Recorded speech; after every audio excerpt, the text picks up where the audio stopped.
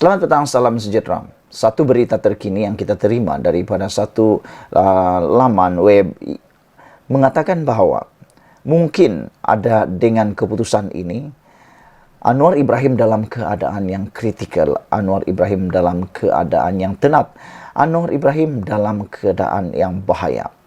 Beliau mungkin akan tumbang pada bulan Februari ini.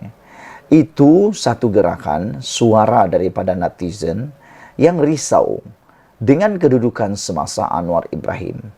Jadi pada petang ini tugas saya ialah untuk menerangkan kepada anda apa yang terjadi kepada Datuk Seri Anwar Ibrahim sekiranya gerakan secara senyap ini berlaku.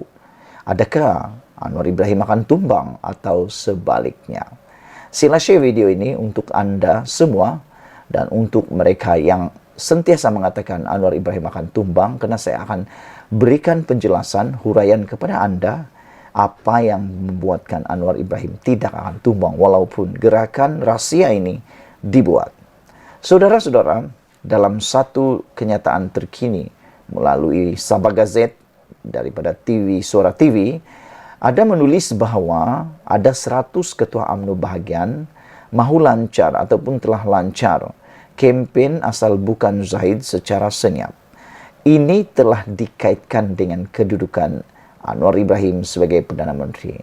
Mereka kata, netizen kata, dengan 100 orang ketua UMNO bahagian ini bakal menumbangkan Zahid Hamidi sebagai Presiden UMNO. Undian mereka itu akan menentukan siapa Presiden UMNO akan datang pada bulan Februari atau pada bulan Mac nanti, sekiranya pemilihan seperti yang dihendaki oleh Zahid Hamidi diadakan pada lebih awal.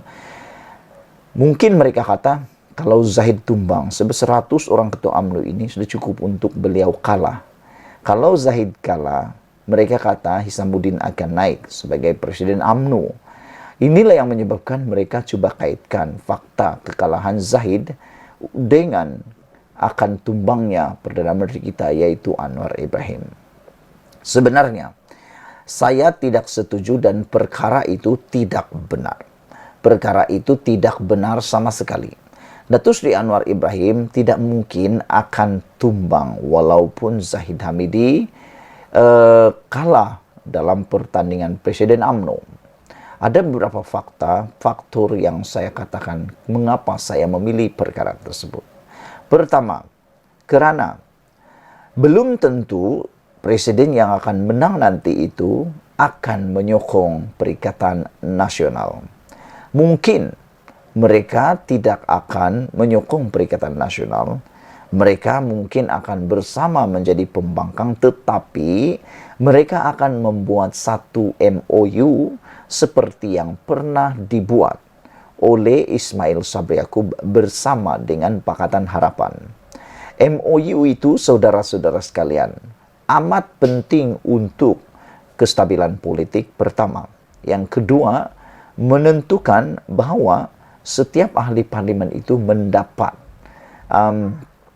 peruntukan yang cukup untuk kawasan mereka, meskipun mereka ialah pembangkang. Kerana saudara, amat mudah untuk anda kata menjadi pembangkang lah, tetapi belum tentu pelaksanaannya senang. Lihat saya sekarang ini, sudah ada suara-suara daripada parti pembangkang. Contoh saja, ahli parlimen Arau, yaitu Syahidan Kasim, mula mempersoalkan, mula mahu peruntukan yang cukup daripada kerajaan. Ini menunjukkan bahawa memang ada kelebihan menjadi kerajaan. Ada kesukaran menjadi pembangkang, terutama peruntukan. Dan telah pun dijelaskan oleh Nazri Aziz bahawa peruntukan itu memang akan diberi, namun tidak sama seperti dalam kerajaan.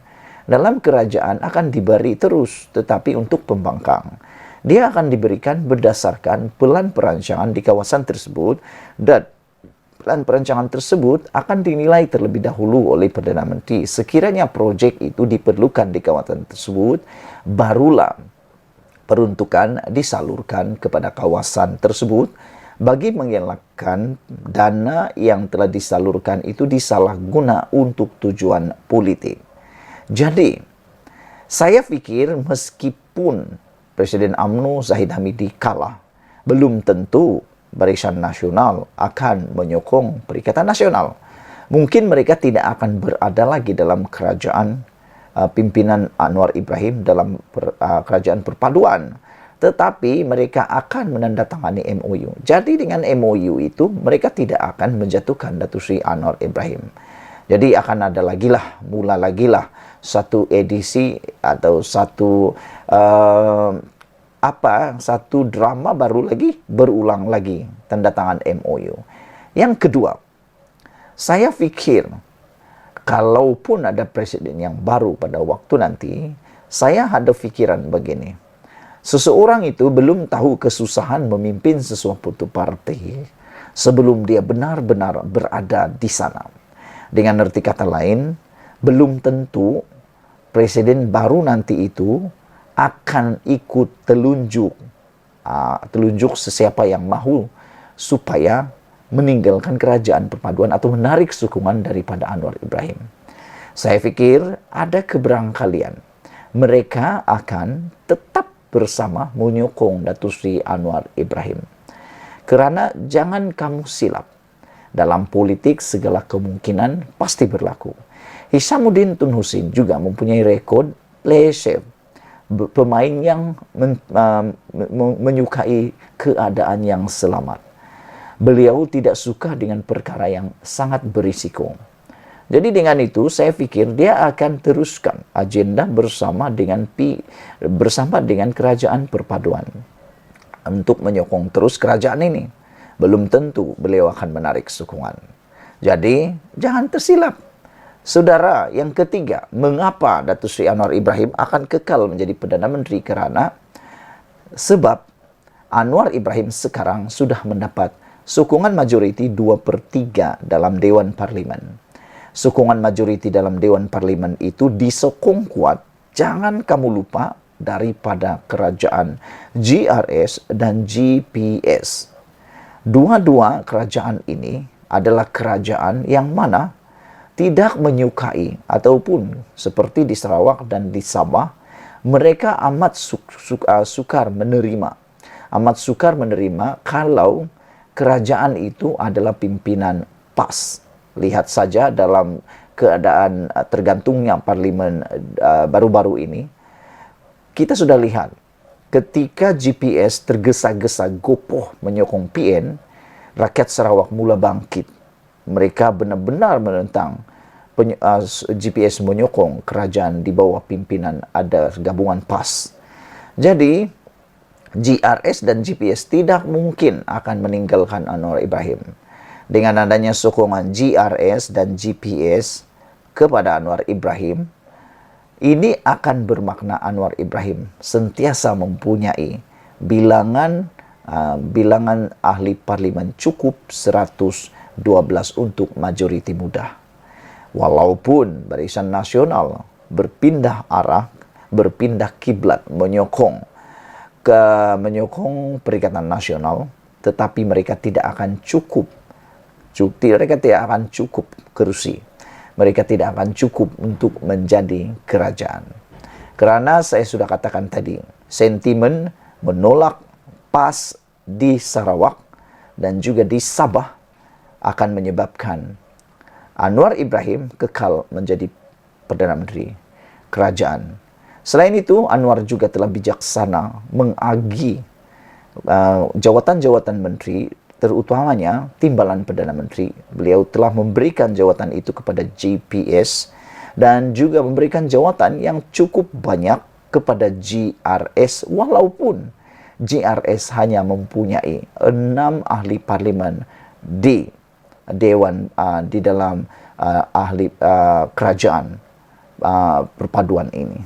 Jadi dengan ini saya fikir itu sudah cukup memuaskan hati pemimpin dalam GRS dan GPS.